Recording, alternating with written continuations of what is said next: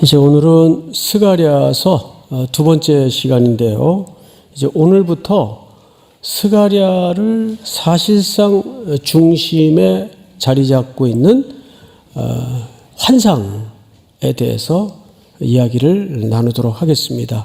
환상은 모두 전체 8개로 구성이 되어 있는데 오늘 그 첫 번째 환상이 되겠습니다. 성경에는 스가랴서 말고도 에스겔서라든지 요한계시록이라든지 환상으로 구성된 메시지들이 많아요. 문제는 이 환상을 너무 지나치게 주관적인 느낌이나 주관적인 견해로 해석을 해버리면 왜곡이 일어납니다. 그래서 몇 가지 기초가 있습니다. 첫 번째가 뭐냐 하면 하나님은 반드시 인간의 삶과 시간 속에서 일하시는 분이기 때문에 역사적 맥락을 반드시 고려해야 됩니다. 예를 들어서 우리도 일제시대에 참 혹독한 어려운 시간을 겪었죠. 그때 우리 민족끼리만이 서로 주고받을 수 있었던 그 정서가 공감대가 녹아진 몇 가지 문학 장치들이 있었습니다. 시라든지 노래라든지 대표적인 노래가 울밑에선 봉성하야 내 모습이 처량하다. 조국의 슬픈 현실을 노랫말로 감추어 담아서 불렀던 경우들이 있죠. 그렇듯이 이스라엘 백성들에게 보여준 이 환상에도 그런 의미를 담는 경우들이 많습니다. 그래서 반드시 역사적 맥락에서 이해할 것. 두 번째는 전체 성경의 맥락에서 이 환상은 무엇을 얘기하는가. 그걸 보통 우리가 성경신학이라고 하는데 이런 신학적 기초와 역사적 맥락에서 이 환상은 이해를 해야 전체 성경의 흐름에서 이탈이 되질 않습니다. 이 환상을 너무 자의적으로 주관적으로 내 생각에는 내 느낌에는 이거 신통한 것 같지만 위험해요. 굉장히 위험해요. 그래서 오늘 우리가 그런 기초에서 8가지 환상의 첫 번째 장을 한번 떼보도록 하겠습니다. 우선 석절을 읽었지만 내용은 7절서부터입니다. 7절을 한번 볼까요? 다리오 왕 제2년 11째 달 곧 스밧 월 24일에 자 여러분 앞을 보실까요? 페르시아 제국의 연대기가 기록되어 있습니다.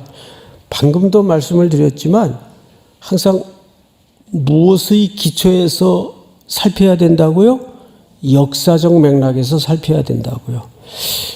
환상 얘기하는데 뜬금없이 페르시아 제국의 연대기가 뭔 관계가 있을까? 아주 중요한 연관성을 갖고 있는데, 자, 우선 다리오 왕은 페르시아 제국의 굉장히 중요한 왕입니다. 이 왕 때 페르시아 제국은 사실상 정점을 찍었다 해도 틀리지 않아요.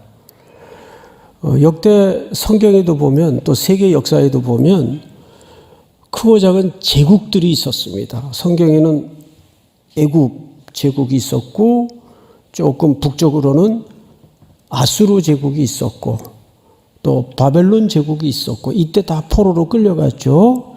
그런데 사실 제국 그 시절에는 이 제국이 언제나 영원할 것 같지만 역사를 보면 배우잖아요. 영원한 제국이 없어요. 바벨론 다음에 메데바사가 일어나서 이 바사가 페르시아입니다. 지금으로 치는 지역이 아마 이란쯤 될 겁니다. 이란이 어마어마한 제국이었죠. 페르시아 제국이 일어나서 바벨론을 먹어버려요.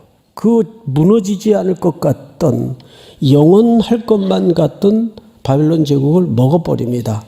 그리고 이제 정점을 찍는데 이때는 그 바벨론 제국에서 야, 우리가 이대로 다 먹힐 수는 없다 해서 한 2개 지역에서 반란의 조짐이 보였습니다. 실제 반란이 일어났어요.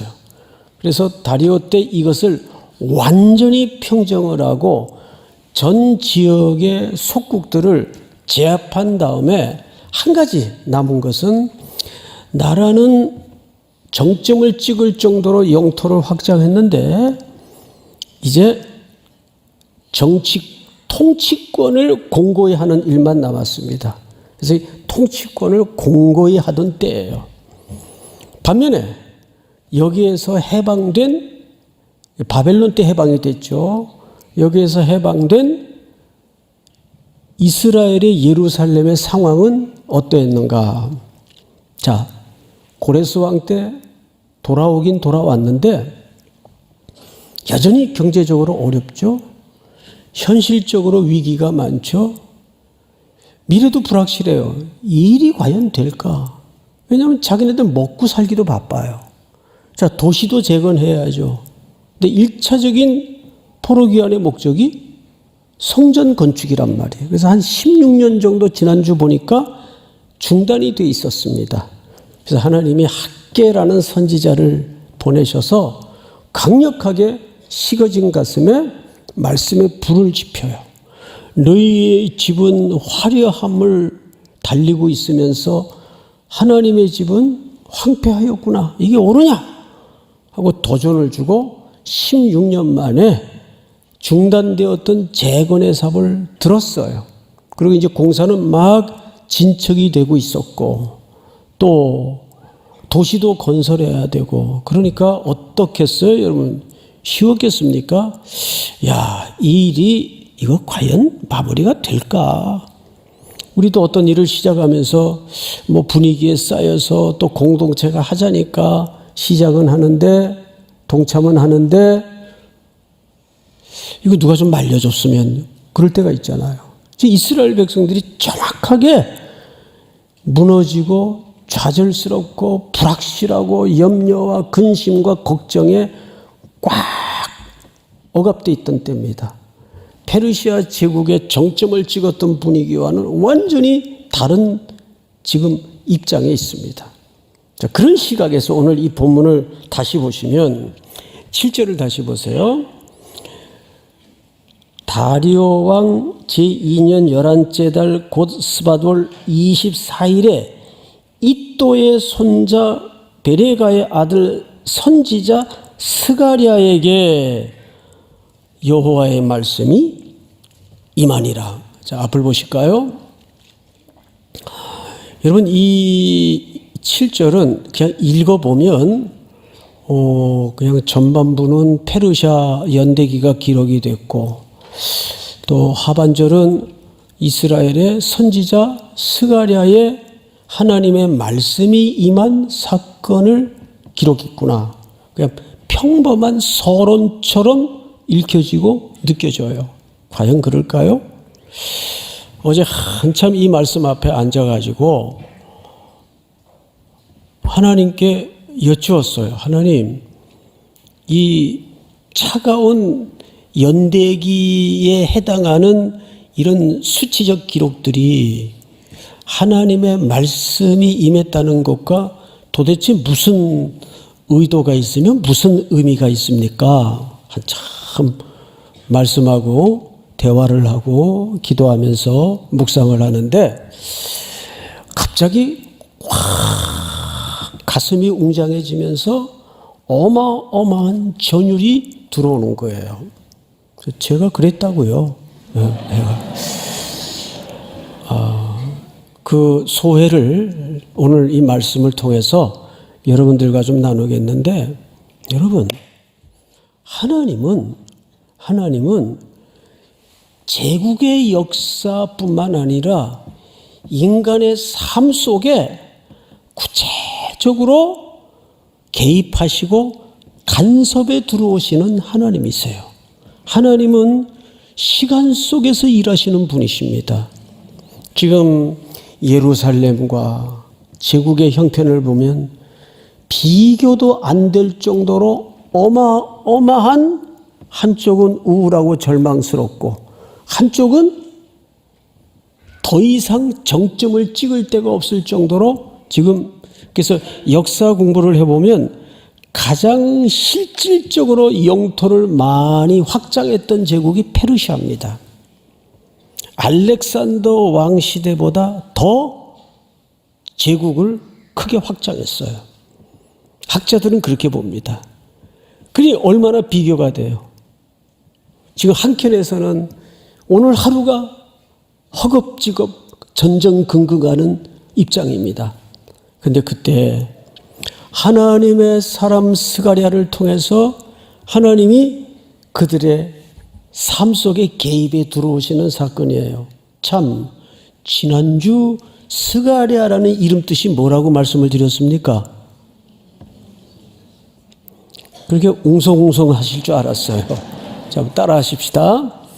여호와께서 기억하신다.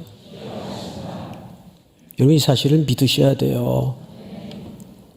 하나님이 기억하시면 거기서부터 은혜가 시작이 되는 겁니다. 하나님은 그 슬프디 슬픈 운명을 부대끼며 살아가는 이제 막 포로에서 돌아왔으니 뭐 가진 게 있겠어요. 그런데 앞에 임무는 놓여져 있습니다. 이 길은 가야 되고 이 일은 해야 되는 일이에요. 그런데 현실적으로는 아무것도 없어요. 오 하나님 어떡합니까? 지금 이러고 있는 거예요. 그런데 그때 하나님의 말씀의 사람을 통해서 하나님이 기억하시는 메시지를 주시면서 스가랴에게 여호와의 말씀이 임하는 거예요. 이거 누가 붙들어야 될, 누가 받아야 될 은혜일까요? 교회 공동체와 여러분들이 누리고 여러분들이 받아야 될 은혜입니다. 절망의 현장을 만날 때마다 하나님의 사람들에게는 이 하늘에 선하고 참된 위로의 메시지가 있어야 돼요. 교회는 이 시대에 그런 희망스러운 존재가 되어야 됩니다. 그런데 요즘 교회가 과연 그렇게 되어 있던가요? 시대의 빌런이 되어 있어요. 문제가 터지는 뒤안마다 교회 용어가 등장을 하고 교회 직분이 등장을 하고 참 고통스러워요. 그런 뉴스 또는 매체를 통한 소식을 들을 때마다. 그럼에도 불구하고 여러분들이 확실히 믿어야 될 것은 그럼에도 불구하고 하나님은 이 세상을 뭘로 경영하신다? 교회 공동체를 통해서 교회에 임하게 하시는 말씀으로 경영하시는 줄 믿으시기 바랍니다. 그런 의미에서 제국의 역사 속에 정점을 찍던 페르시아가 쥐락펴락하던 시대에 고요히 말씀의 사람 스가랴에게 하나님의 말씀이 임하는 거예요. 믿습니까? 여러분들이 오늘 스가랴에게 주시는 이 임한 말씀이 무엇인지를 끝까지 견고히 붙드는 시간이 되기를 축복합니다. 자, 8절 이제 본격적으로 그 보여주시는 환상의 그림입니다. 내가 밤에 보니 앞을 보세요. 앞을 보세요. 언제 봤어요? 밤에 봤어요. 자, 밤은 그냥 물리적인 시간으로만 이해해서는 안 되고 성경에서 문해적으로 밤 얘기할 때는 어떤 이미지를 담아내고 있습니까? 첫째, 어려움, 고난, 어지러움. 이게 밤이 갖는 상징이에요. 오늘 이 가운데에도 꼭 내 처지하고 똑같구나. 내가 지금 밤을 만났는데 겉으로는 밝은 것 같아도 속 한켠에는 그 어둠이 거두어지지 않아서 항상 가슴에 멍이 든 인생들이 얼마나 많습니까? 1부 때도 보니까 4분이 계셨고 2부 때도 보니까 3분이 계셨고 이 가운데도 얼마나 많겠어요. 예? 이런저런 문제로 자녀들 결혼 문제, 아들 직장 문제, 또 내 노후 문제 하여간 생각하면 전부 밤을 만난 것 같은 아젠다들밖에 머릿속에 걸려지는 게 없어요. 밤은 그래서 성경 전체 속에서도 혼돈, 고난, 어려움 이걸 상징해요. 그러면 왜 밤에라는 물리적인 시간에 이 환상을 보여주실까요? 지금 하나님의 백성들이 돌아와 재건의 삽을 들면서 처해 있는 상황이 그렇다 그 말이에요. 그 밤에 자 볼까요? 8절 내가 밤에 보니 한 사람이 붉은 말을 타고 골짜기 속 화석류 나무 사이에 섰고 그 뒤에는 붉은 말 뒤에 붉은 말과 자줏빛 말과 백마가 있기로 자 구분해서 얘기 좀 하십시다. 일단 화석류 나무까지 숲 그 다음에 말들이 등장을 합니다. 첫 번째 우리가 기억해야 될 것은 성경에서 말은 어떤 존재인가? 말은 일단 힘과 속도입니다. 그래서 페르시아 제국에서 말을 주로 통신수단으로 많이들 사용했습니다. 빠른 말들을 훈련시켜서 먼 거리의 지역과 소통이 가능하도록 소통수단으로 말을 사용했습니다. 그리고 말이 갖는 또 하나의 성경 전체에서 이미지 그림은 힘이에요. 속도와 힘을 가진 존재예요. 그러니까 전쟁을 한 다음에 적의 말을 빼앗아다가 제일 먼저 어디를 끊어버립니까? 아킬레스건을 끊어요. 글로 힘을 쓰니까. 근데 말의 아킬레스건이 대단한 힘의 동력의 원천이 되죠. 그리고 말은 아무 군사나 타는 위치가 아니에요. 적어도 권위를 가진 자만이 그 말 잔등에 태워질 수가 있습니다. 그러니까 종합해 보면 말이 갖는 이미지는 두 가지예요. 힘과 권위입니다. 근데 힘과 권위를 가진 존재가 그리고 빨라요. 지금 화석류 나무 어디에 서 있습니까? 화석류 나무 사이에 섰고 이 숲을 얘기하는 거예요. 자, 그러면 이제 화석류가 도대체 어떤 나무냐? 부탁하옵기는 지금 검색하지 마시고 집에 돌아가셔서 검색하시는데 검색을 해보시면 가장 나무 종류 중에 숲이 푸르도록 잎사귀가 많은 나무예요. 이걸로 보통 이렇게 초막을 덮곤 했습니다. 잎사귀가 하도 많아가지고 뭐 이슬이 내리던 잘 스며들질 않아요. 그러니까 이 화석류는 상징적인 그림을 하나 갖고 있는데 잎사귀가 많은 가장 푸르른 나무. 그러면 이 지역은 뭔가 이렇게 샘터의 근원이 있다는 얘기도 됩니다. 근데 거기에 지금 말들이 서 있어요. 여러분 혹시 이게 도대체 무슨 그림인가 말씀을 들으면서도 궁금하지 않으세요? 전혀 아닌 것 같아요. 근데 스가랴 선지자는 굉장히 궁금했던 것 같아요. 자, 9절을 한번 제가 읽어드리겠습니다. 9절. 내가 말하되 내 주여 이들이 무엇이니까 하니. 여기서부터 시작. 이들이 무엇인지 내가 내게 보이리라 하니. 이들이 무엇인지 내가 너에게 보이리라. 그리고 보여주시는데 10절을 보세요.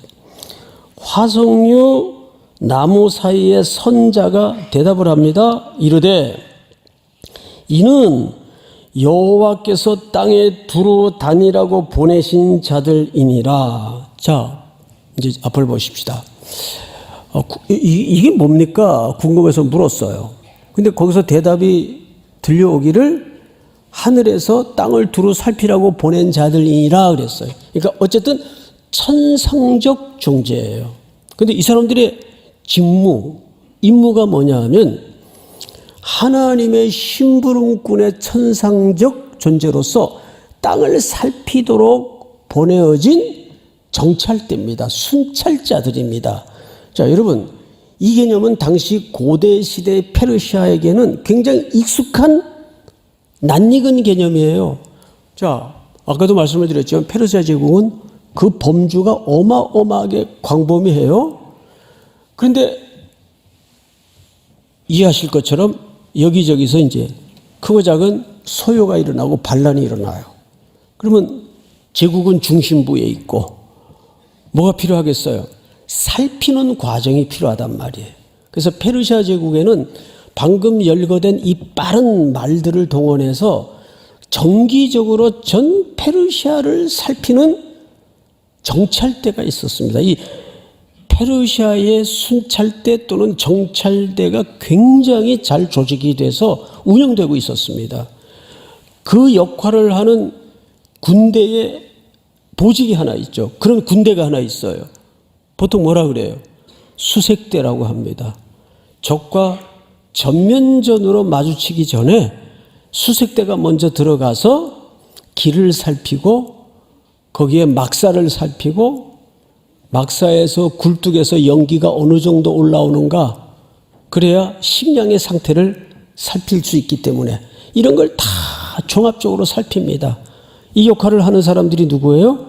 그 군에서도 여기 수색대 출신들이 있겠지만 수색대가 그 역할을 합니다. 그래서 수색대 훈련이 엄청 빡세다 그래요.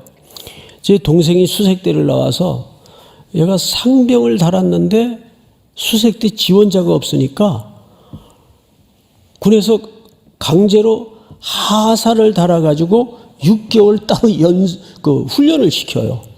그때 그 별별 훈련을 다 하더라고요. 스키도 타야 되고. 그래서 그때 수색대 훈련이 센 줄 알았어요. 그래서 상병에서 바로 하사다는 그런 케이스들이 있었습니다. 지금도 있는지 모르겠어요. 그렇듯이 이 존재는 하늘의 순찰자들입니다. 하나님께로부터 보내어진 이 땅을 살피도록 허락받은, 하나님께로부터 권위를 부여받은 순찰자들이에요. 성경이 그렇게 얘기하죠. 자, 그런데 이들이 이제 그러면 당연히 하나님의 명령을 받아서 땅의 모든 형편을 두루 살피고 돌아왔겠죠. 보고를 합니다. 보고를 보세요. 11절을 우리 오늘 귀한 찬양을 해주신 우리 찬양대원들만 11절 한 절 큰 소리로 읽어주세요. 사이에선 여호와의 전사에게 말하되 우리가 땅에 두루 다녀보니 온 땅이 평안하고 조용하더이다 하더라. 네, 보고를 하는데 결과가 온 땅이 평안하고 그 다음에 뭐예요? 조용하더라, 고요하더라 그 말이에요. 아주 보고가 긍정적이죠. 자, 그런데 여러분 여기에 성경을 좀 심도 있게 읽을 줄 아는 분들은, 성경과 대화가 가능한 분들은 질문이 반드시 있어야 돼요. 도대체 여기에 고요와 여기에 평안은 누구를 기준으로 평안이요 고요일까요? 페르시아 제국입니다. 맞죠? 이방 나라를 기준으로 한 평안이고 고요입니다. 자, 로마 시대의 국가적 가치가 뭐였어요? 철학이 뭐였어요? 팍스 로마. 그 로마의 평안은 무엇으로 이루어진 평안입니까? 힘. 그 로마의 가치관은 힘이 선이고 힘이 정의였어요. 오늘 시대 같으면 돈이 모든 걸 설명하듯이. 그러면 당대 로마 제국 못지않은 페르시아 제국의 고요와 이 평안은 누구를 기준으로 한 평안이고 고요일까요? 제국의 논리로 힘으로 찍어 누른 평안이고 고요였습니다. 감히 누가 페르시아 제국의 고개를 들고 반란을 일으켜요? 바벨론 제국의 두 군데도 그래서 완전히 제압이 되고 완전히 진압이 됐습니다. 근데 이런 걸 보통 우리가 위장된 평안, 가짜 평안이라고 얘기합니다. 그러니까 뭐든지 세상 이치가 그래요. 우리가 겉으로만 듣고 겉으로만 본 것이 전부가 아니에요.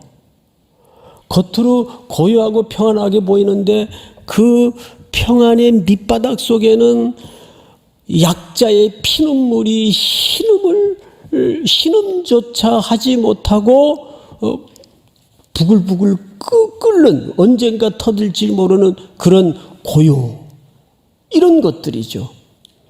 그래서 당장 보세요. 다음 절 12절을 제가 읽겠습니다. 여호와의 천사가 대답하여 이르되 만군의 여호와여, 여호와께서 언제까지 예루살렘과 유다 성읍들을 불쌍히 여기지 아니하시려나이까. 정확히 이 평안의 정체가 들통이 나죠. 제국은 힘으로, 규모로, 세상의 논리로 이스라엘을 제압하고 끼고 누르고 통치하고 있지만 그들은 지금 견딜 수 없는 마지막 숨이 차오를 정도의 언덕바지에 있는 거예요. 그래서 뭐라고 얘기합니까? 언제까지 이들을 불쌍히 여기지 아니하시려나이까? 첫 번째 질문은 언제까지? 근데 여기서 저 이상한 게 하나 있어요. 이게 두 번째 물음인데, 지금 역사의 시점은 이들이 이미 포로에서 해방돼 가지고 돌아왔어요, 안 돌아왔어요? 이미 돌아왔어요. 그리고 지금 어쨌거나 어려움은 있었지만 성전도 지금 공사를 다시 시작했고 공사가 진행되고 있어요. 또 한켠에 도시건설도, 황폐하여 무너졌던 도시건설도 한켠에서는 또 진행되고 있어요. 그런데 이게 무슨 소리예요? 언제까지 예루살렘과 유다 성읍들을 불쌍히 여기지 아니하시려 하나이까? 이를 노하신 지 몇 년이 되었나이다. 70년이 되었나이다. 그러니까 70년 지나서 이들을 하나님이 돌려보냈고 돌아와서 성전도 공사하고 지금 도시건설도 박차를 가하고 있어요. 힘은 들지만. 근데 이게 무슨 소리일까요? 돌아왔는데 70년의 역사의 숙제가 어쨌든 마무리됐단 말이에요. 근데 이게 무슨 소리일까요? 여기에 바로 우리가 면밀하게 들여다봐야 될, 우리 적용해야 될 삶이 있어요. 성경은 어느 지점에서도 이 원리가 한 번도 빠지거나 흔들린 적이 없어요. 그게 뭐냐 하면 already, 이미와 not yet, 아직 사이에 우리가 끼어 있다는 겁니다. 이들은 돌아와 이제 본토에 정착을 하려고 지금 앉아 있지만, 그렇다고 모든 게 지금 완성된 겁니까? 지금도 진행 중입니까? 진행 중이란 말이에요.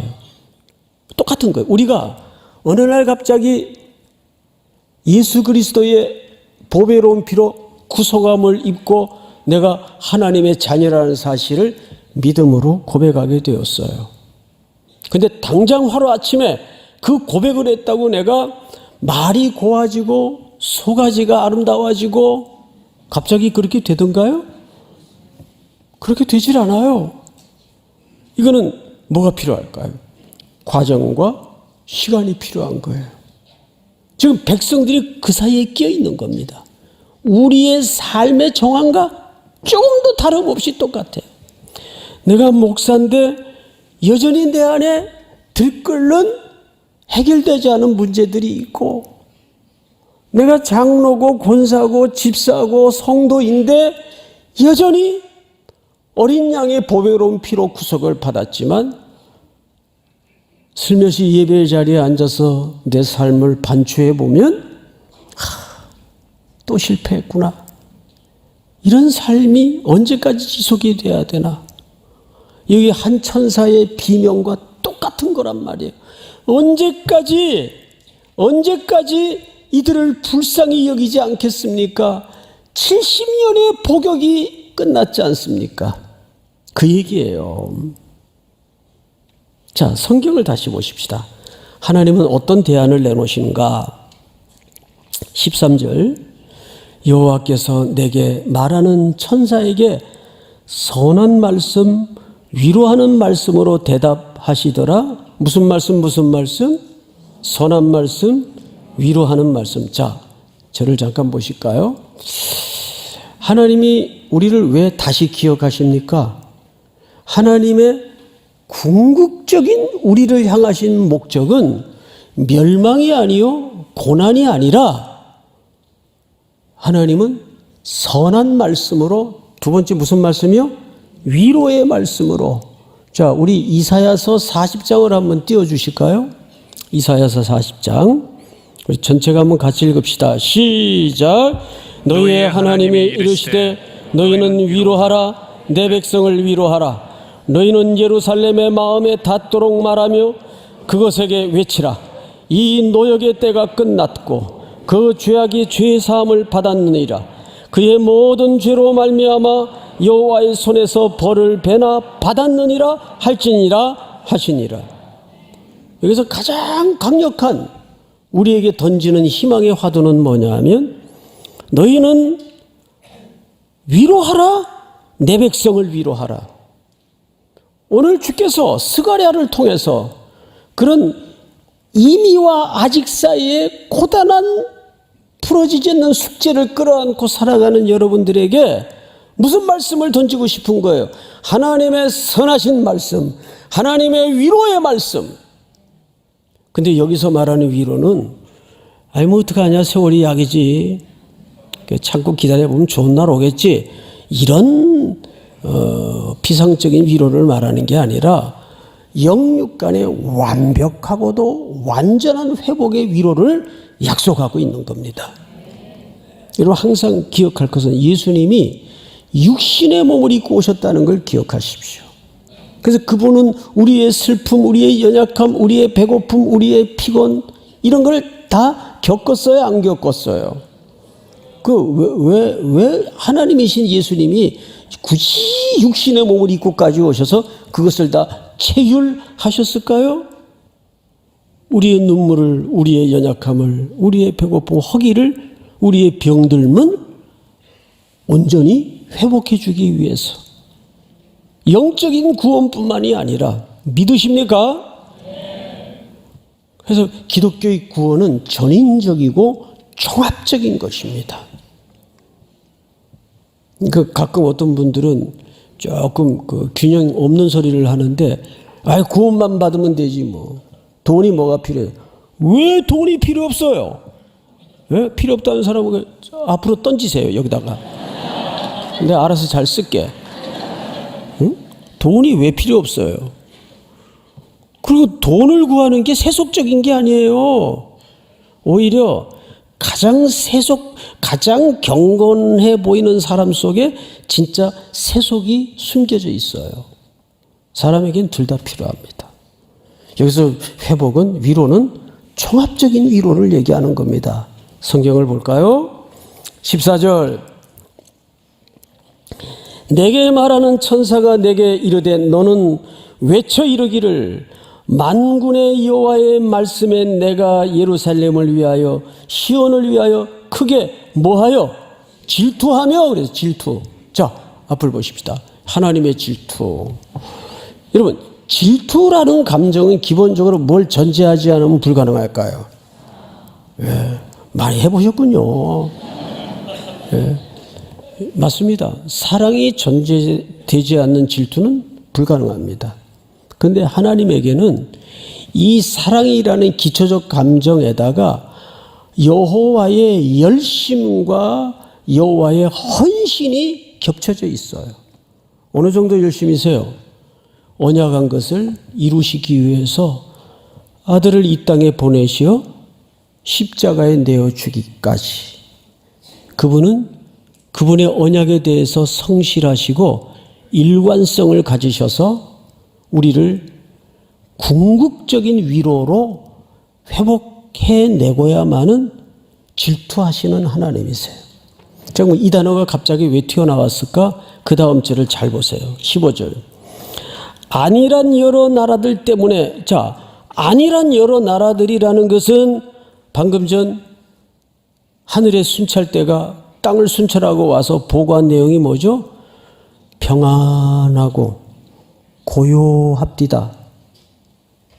제국의 논리로, 제국의 힘으로 모든 세상을 평정하고 이제 배부르다, 안연하다, 그 얘기를 하는 거예요. 자, 보세요.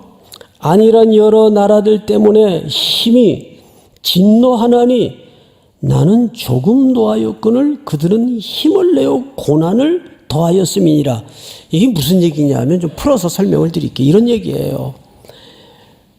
이 제국주의자들이 내가 내 사랑하는 백성 유다와 이스라엘을 바벨론의 아수르의 고난의 역사 속에 던져 넣을 때는 그들이 거기서 완전히 진멸되고 죽어 없어지기를 열망해서 한 것이 아니고 조금 혼낸 다음에 다시 회복하려고 시한을 둔 것뿐인데, 70년이라는 시한을 정한 것뿐인데 잘못 알아듣고 하나님의 짝대기와 하나님의 도구에 불과한 이 제국주의자들이 하나님이 질투하도록 사랑하는 하나님의 백성들을 내가 벌한 그 벌의 수치보다 몇 배나 더 가혹하게 고난을 얹더라 그 말이에요. 고난을 주더라 그 말이에요. 우리도 그렇잖아요. 내가 이제 내 아들, 우리 아들이 그런 아들은 아닌데, 예를 들면 내 아들 뭐 잘못을 해서 야단을 쳐요. 그러면 옆에서 저 아버지가 아들한테 되게 혼났구나. 그래서 옆집 아저씨가 나는 야단을 치는데 몽둥이를 들고 와서 우리 아들을 패기 시작해요. 너 어떻게 아버지 말을 그따위로 안 들어? 그러면 내가 열받아요, 안 받아요? 이 선을 넘었네? 근데 그러죠, 일단. 당신 선을 넘었어. 그만해. 그런데 아니야. 당신 말대로 얘는 좀 더 혼나야 돼. 그러고 덤비면 이건 꼴보기 싫은 정도가 아니라 그건 이제 나하고 싸워야죠. 정확하게 그 얘기예요. 나는 조금 진노해서 우리 아들, 딸들에게, 내 자녀들에게 살짝 혼내려고 열국의 역사에 고난의 풀무에 던졌는데 이 열강들이 못 알아듣고 도구에 불과한 나라들이 내 백성을 이렇게 가혹하게 잔인하게 박해를 해? 그 뜻입니다. 그래서 하나님이 화가 난 거예요. 그리고 이렇게 얘기해요. 16절. 그러므로 여호와가 이처럼 말하노라. 내가 불쌍히 여김으로 예루살렘에 돌아왔은즉. 그러고 보니까 누가 돌아와 있어요? 하나님이 예루살렘에 돌아와 있어요. 여러분, 구원은 두 가지입니다.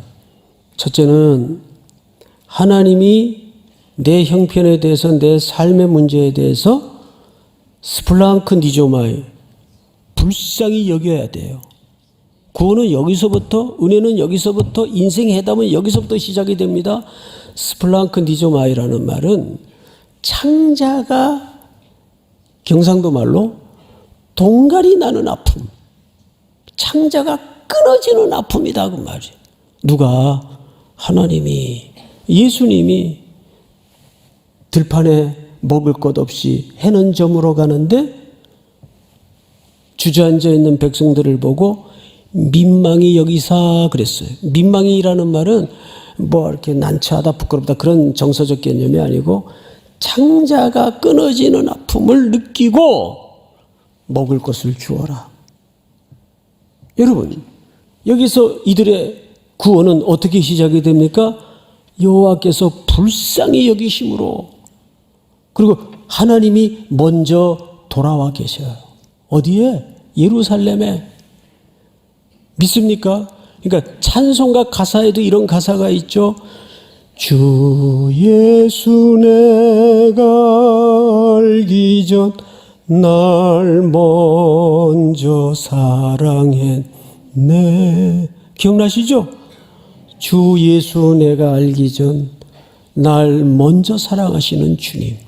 그래서 프로디갈 갓이라는 탕부의 하나님이라는 책을 쓴 티모시 켈러의 글에 보면 그 누가복음 15장의 둘째 아들을 이렇게 설명을 했어요. 둘째 아들이 모든 것을 허랑방탕하고 헤매고 돌아다닐 때 집에 돌아오기 전 아버지는 이미 용서하고 계셨다. 맞습니다. 하나님은 이미 용서하고 계셨어요. 그래서 하나님이 먼저 돌아오셨어요. 이들을 기억하시고 이들을 찾으시고 스가랴 선지자를 통해서 말씀으로 찾아오셨어요. 왜? 선한 말씀으로 근본적인 위로를 하기 위해서. 마지막 절 볼까요? 이렇게 되어 있습니다. 16절 하반절에 보면 내가 불쌍히 여김으로 예루살렘에 돌아왔은즉 내 집이 그 가운데 건축되리니. 잘 보세요. 예루살렘 위에서 목줄이 쳐지리라. 자, 여러분 앞을 보세요. 목줄을 친다는 게 무슨 뜻이에요?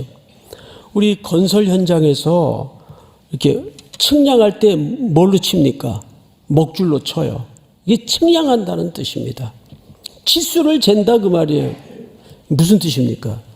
우리 예를 드는 거예요. 이건 실화가 아니에요. 여러분들의 설교에 대한 이해를 돕기 위해서 명동에서 만나줘요.